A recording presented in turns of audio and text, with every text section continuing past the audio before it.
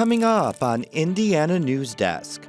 A year after Bloomington's major flash flood, residents along Clear Creek are concerned about the future. There's not enough capacity in Clear Creek, and to keep adding to it with buildings, and that's got to happen, Development's got to go on, but you got to consider what it's doing to the neighbors down here.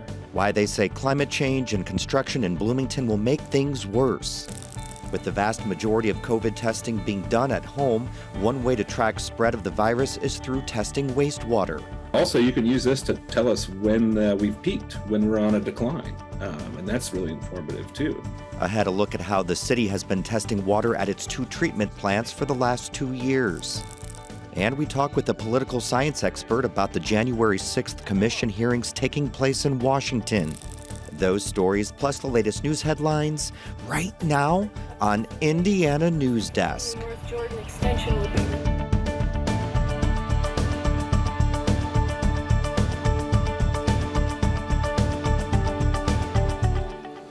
Welcome to Indiana Newsdesk. I'm Joe Wren. Congressional hearings into the January 6th attack on the Capitol and efforts to overturn the 2020 presidential election began Thursday night. The House panel probing the attack showed violent video of the siege and clips of testimony examining the weeks beforehand when Trump pushed falsehoods about widespread fraud in the election he lost.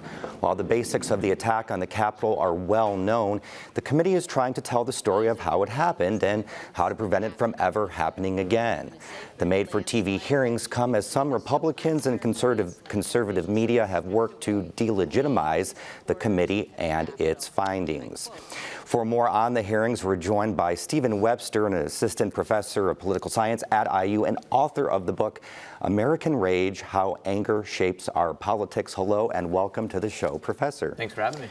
So let's just start with, after months of investigations, January 6th committee hearings began last night. Why are they important? So this is important because this is the public unveiling of what this committee has found into its investigation of the events of that day.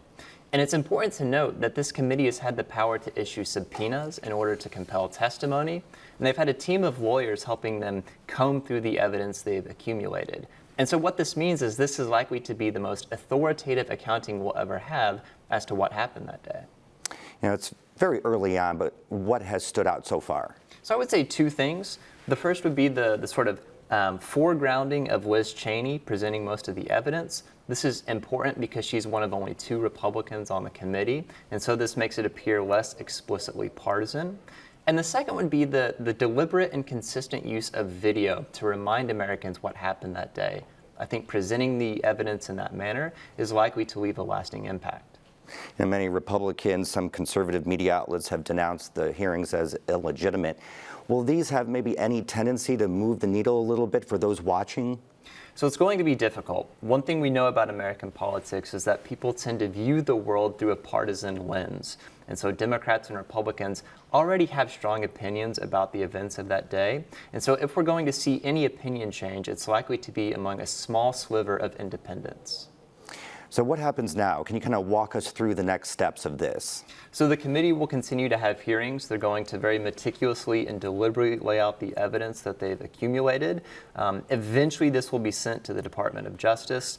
They will have to decide whether they want to issue any indictments. And that's largely what the committee is trying to do right now, is convince them that there are cases that could be made of criminal activity. When this is all said and done and people look back at this years from now, what will history say about this moment right now? I think when people read history textbooks about this current era of American politics, they'll see a very common thread of anger and division.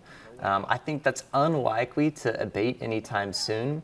The reality is that Democrats and Republicans are a mile apart on any number of issues, and I think this committee is just one more example of that fact.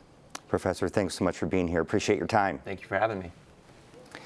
Well, last June's major flood swamped Bloomington. One man drowned, businesses were damaged, and some residents were forced to evacuate their homes. A year later, property owners along Clear Creek are worried flash floods are becoming more frequent and powerful. Mitch Legan reports. The water goes down Rogers Street, and it eventually goes that way back into Clear Creek. Memories of last year's flash flood are still fresh for Lonnie Baker. He gets anxious every time there are reports about an incoming storm. I look at the size of the storms. You know, is this the night it's going to flood? Yeah, you get those in the back of your head. Last June, Baker watched as Clear Creek flooded his backyard. The water kept rising and eventually poured into his house. Baker had gotten water in his garage before, but nothing like what happened last year. That last flood, the water was this high. I barely could exit my home. Baker's one of many property owners who lives along Clear Creek. Flash floods have always been an issue, but he and others are worried they're becoming more frequent. I don't know if I can do it anymore. I've had 2 major floods, and the flood of 19 and the flood of 21. And it's like starting over, you know. We just heard thunder. Yeah, it's ironic. Last year's flood was a true flash flood. An estimated 6 to 8 inches of rain poured down in a matter of hours.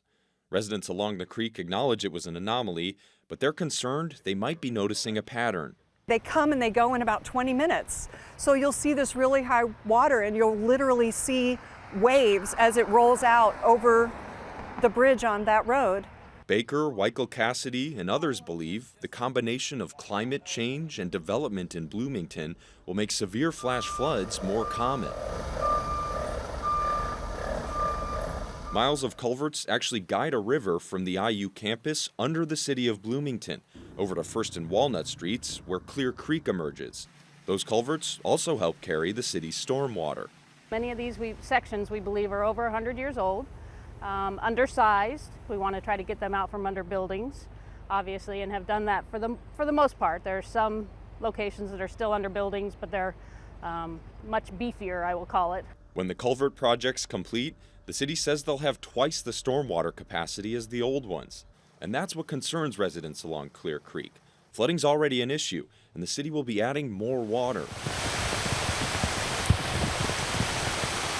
Heavy rain events are becoming more common in Indiana and the Midwest, and that increases the chance for a flash flood. According to a city report from 2020, Bloomington has seen a 25% increase in heavy rain in the last 40 years. What we tend to see here over the last few years is a lot of more intense short rainfall events. It's hard to really get a good handle on how much things are changing, but we do believe that there's most experts agree that there is something that's changing. That same city report says heavy rain events will become more common in Bloomington. It also adds that it's important to take downstream communities into consideration when making water decisions. There's not enough capacity in Clear Creek, and to keep adding to it with buildings, and that's got to happen, you know. Development's got to go on, but you got to consider what it's doing to the neighbors down here. Fleeg, the city engineer, says they have spoken with some residents downstream about the potential for increased flooding. Yeah, unfortunately, you can't ensure there won't be flooding. There have been changes in rain patterns and intensities. We are just seeing bigger rain events these days. We are looking at the downstream section where it opens up, potentially some repairs in that location. But we will be, the modeling helps us to look at what's going to eventually end up downstream and what repairs we need to make down there. Knipe says the Department of Natural Resources plans to look at the Clear Creek floodplain in the near future. The DNR got some money from the Federal Emergency Management Agency for projects in Monroe County. If for whatever reason this area gets mapped differently, that's a discussion we'll have to have with the city to see what there is to try to mitigate those issues. The impacts of development and climate change will take years to be seen. For residents along the creek, leaving the future in the hands of Mother Nature is unnerving, but nothing new. No, you can't control the climate, you can't control the rain, but surely they need to determine if something could be done to that creek bed. For Indiana Newsdesk, I'm Mitch Legan. We're joined by Mitch to talk more on how flooding is impacting the people along Clear Creek. Mitch, you've been talking to residents over a year on this. Yep. So when did the culvert work begin? So you might remember this is an extension of the Big Dig. It happened back in 2000. The city tore up parts of Kirkwood and Dunn to try to prevent flooding downtown. But that didn't take care of the issue. They've continued with projects since then, and the current project that they're working on should be done around August. Then they'll move north in the city to Indiana and Dunn. work on the culverts there. And once that's done, the underground river will be totally encapsulated. But that doesn't finish everything. There's still going to be some other culverts that they need to work on, so this will continue. Is there any development that the people there are worried about? Yes. In talking with them, they kept bringing up the removal of Weimer Lake, or the draining, the removal of the dam. That was back in 2018, and they believe that removing that dam there has led to more flooding downstream. I spoke with the city engineer in charge of the project and IU professor Todd Royer, who studies hydrology, and both agreed that that decision really wouldn't make that much of an impact downstream because, as Royer said, the lake just wasn't that big, and it was initially developed for drinking water as opposed to flood control. So whenever it get a ton of rain, that water would just kind of end up in the creek anyway. But he said that those concerns about climate change, about development, those are legit because if we're getting heavier, more rain events, and the city's sending more rain down the river, more water down the river, well, guess what? That's going to increase the chance for bigger or more frequent flooding. Now, how about the DNR? So you talked to them. What role do they play in all this? Yeah, so they're going to be taking a look. They didn't give too much of specifics as to what they'll be doing down here, but they're going to look at the floodplain, maybe make some changes to maps if necessary. One of the areas that I am personally interested in is the Pinewood Drive area of Bloomington. It's right next to the creek. It experiences pretty consistent flooding, and yet it's not in the floodplain. The floodplain just goes directly around it. It kind of confuses me. I haven't gotten any answers. So I'm interested to see what happens there.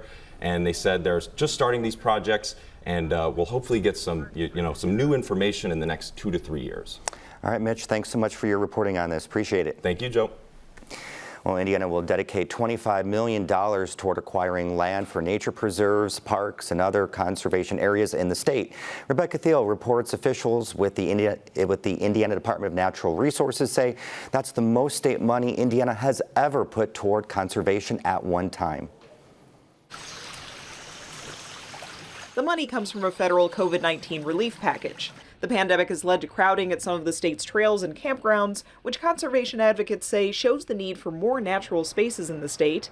Tom Laycock is the director of land acquisition with the DNR. He says the last time the state got significant funding for conservation projects was under Governor Mitch Daniels, and it was used up in just 4 years. We're going to move through it very rapidly, and that, I hope, will be just another demonstration that we have pent-up demand for conservation projects in the state of Indiana. The most consistent source of funding comes from environmental license plate sales, which only generates about $1 million a year. Andrea Huntington is the executive director of the Indiana Land Protection Alliance, which is a network of land trusts in the state. She says Indiana does a good job of attracting businesses, but investing in the state's natural spaces is the way to attract talent. It is just so crucial that we are thinking about nature and protected spaces and outdoor recreation, because we need to be making that a priority. For Indiana Newsdesk, I'm Rebecca Thiel. Laycock said the public can get involved in the conservation program by contacting their local land trusts and parks departments. Bloomington City Council is delaying a final decision relating to the Johnson Creamery apartment building until Wednesday. The current issue goes back to October 2021, when the Plan Commission approved an apartment complex next to the creamery. The site plan sits partially in a public alley, and if the city does not hand over the land, Peerless Development is likely to sell the property. If the alley has some utility, I don't think it's leveraging public art. I think it should be maintained simply to prevent another gargantuan structure. Lawmakers plan to return to the State House by the end of this month to send $1 billion in surplus state reserves back to Hoosiers to help them deal with high prices. Governor Eric Holcomb's plan calls for giving anyone who's filed a tax return about $225 or $450 if you file jointly. Many have called for Indiana to suspend the gas tax amid record high prices, but Republicans argue too many out-of-state people also pay the gas tax. Coming up next on Indiana Newsdesk. We visit a wastewater treatment plant to see how the city is tracking COVID-19 spread in the community. And the university renamed the Jordan Avenue extension for the late IU jazz legend David Baker. These stories and more right here on Indiana Newsdesk. Wake up. Wake up to the world. to the marvels, the mayhem, the music. Wake up to the wows, the woes, the wonder. Wake up to the commotion, to the beauty, to the humanity, to the hope. Wake up every morning, fully awake. NPR Morning Edition. Tune in to your local station or download the NPR app. Your favorite member benefit is getting better and bigger. This is wonderful. Over the next year, Passport is adding new shows and doubling the number of episodes for you to stream. They give us all that they've got. From your favorite cooking and travel series. Even the stairs are breathtaking. To history specials and award-winning documentaries. Better and bigger. That really is the fun part. Stream on any device with Passport on the PBS Video app. Welcome back to Indiana Newsdesk. Rising costs are straining construction efforts by Habitat for Humanity of Monroe County. As Dom Hayab reports, the issue stems from a national increase in building and infrastructure costs.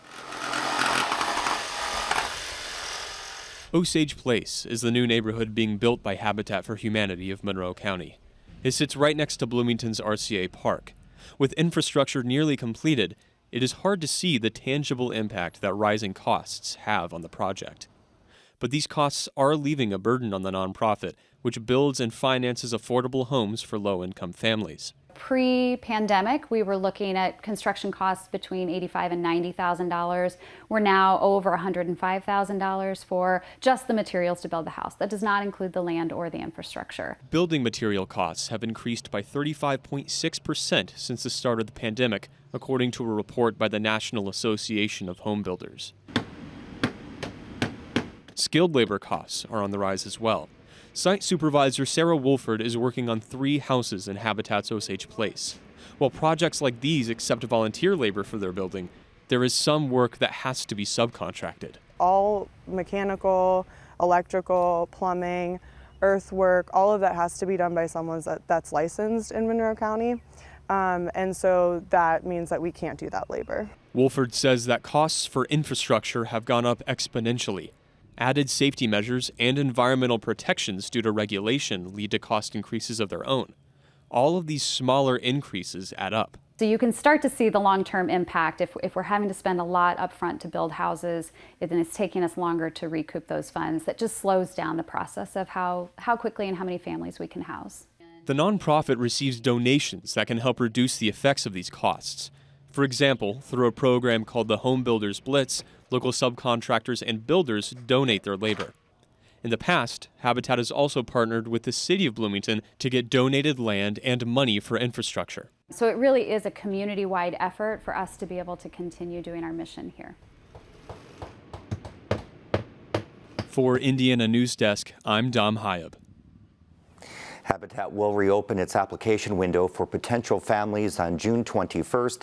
It's a guessing game as to how many families will be helped by the program, but Goodlett says there is a huge need for new housing. COVID may no longer be in the national headlines, but it's an issue that isn't going away. And with so many tests being done at home, one way to help track community spread is by testing wastewater.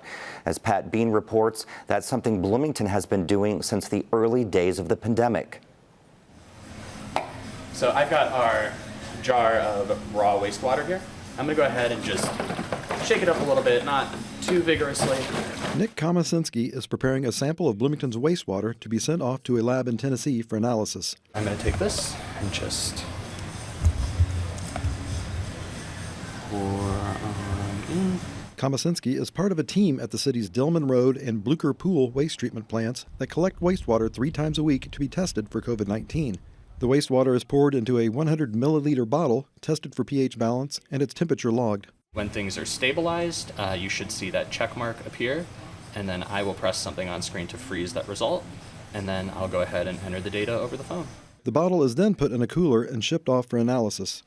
One of the samples, collected on Mondays, is sent to Microbac Laboratories. That data is used by the city. Samples are also collected Tuesdays and Thursdays and sent to a lab in Boston to be entered into a national database.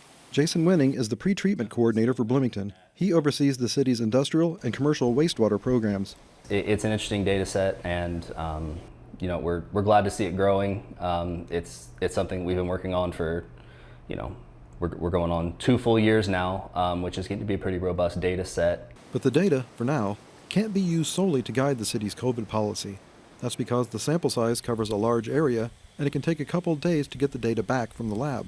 But it can be used in conjunction with hospitalizations and other indicators. It is a great tool to get that early data. And so if you can get that turnaround time down low, you can get a heads up of 3 to maybe up to 11 days advance notice of what you're seeing in those the trends of community spread. And those few days of warning can help a community decide to increase testing, suggest mask wearing, or give healthcare systems a preview of what's coming. Also, you can use this to tell us when we've peaked, when we're on a decline, and that's really informative too. Bloomington has been at the forefront of wastewater COVID testing. The city began exploring the process in June of 2020, and that month joined 13 other communities in the state for the Indiana Wastewater Monitoring Program.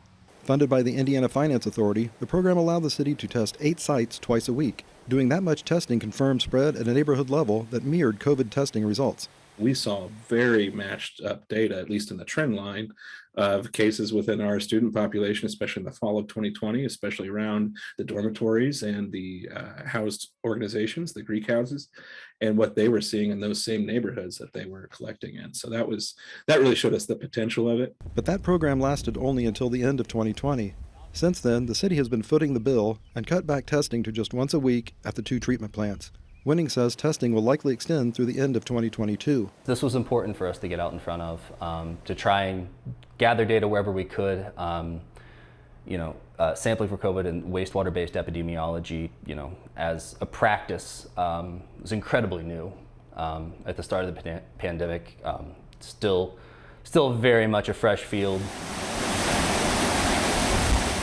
Fresh is what you would call the pool of wastewater the samples are taken from. A unit where the water enters the plant collects a small volume of wastewater every 15 minutes over a 24-hour period. At the Dillman Road plant, that time frame is midnight to midnight and is collected daily to test the water for EPA and other regulations. The same water is used for COVID testing. For the team that's been working on it here, we're very proud about that, and part of working in wastewater is public health, and we're happy to contribute, however we can to that. McKean says IU is looking to partner with CBU to provide wastewater testing, which could increase the number and frequency of sites being tested and improve the turnaround time of the results. For Indiana Newsdesk, I'm Pat Bean. The city pays $479 per sample sent to Microbac for analysis. The CDC covers the cost for samples sent to it. And the Jordan Avenue extension was officially renamed David Baker Avenue Tuesday, a move to honor the late IU jazz legend. Haley Ryan has the story. In February, the IU Board of Trustees approved renaming the university-owned portion of Jordan Avenue between 17th Street and North V Lane for the award-winning composer, educator, and writer. Baker's wife, Lyda Baker, said when David came to IU in the early 1950s, he couldn't live or eat on campus or in town, and that he had to live in a boarding house for Black male students. And now to see his name on the street here, after the years that he went to school here and 50 years of teaching here, to see him honored in this way, I just don't even have any words. She said that when David would practice or write music, she would leave the studio door open so that she could listen to what he was doing. It was almost like getting a lesson myself, and I just was so excited to be able to observe the creative side of him because he was wonderful. Former Jacobs School of Music Dean Gwen Richards said Baker was department chair for a lengthy and productive tenure that created the department we know today. Beyond that, when the profession looks at David Baker, not only do they see this remarkable performer, they see someone who codified the education of jazz. Baker served as a distinguished professor of music and Department of Jazz Studies Chair Emeritus in the Jacobs School of Music. He died in 2016 at the age of 84. This name change follows IU and the city of Bloomington renaming their portions of Jordan Avenue as Eagleson Avenue after a prominent Black Bloomington family.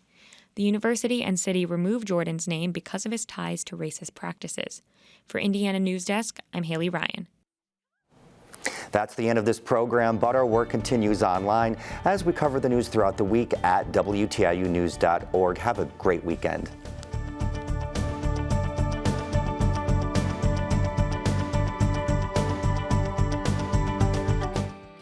Indiana Newsdesk is made possible in part by Smithville Fiber Internet, streaming TV, home security and automation in Southern Indiana. More information at smithville.com. Mallard Grodner Attorneys, providing legal services to clients and the community. Understanding, expertise, results. Bloomington and Indianapolis. lawmg.com. IU Alumni Association, connecting IU's network of alumni and sharing the Indiana spirit through scholarships, advocacy, and volunteerism. alumni.iu.edu. IU Center for Rural Engagement, extending IU Bloomington resources to improve Hoosier lives in partnership with communities and organizations. rural.indiana.edu. And by WTIU members. Thank you.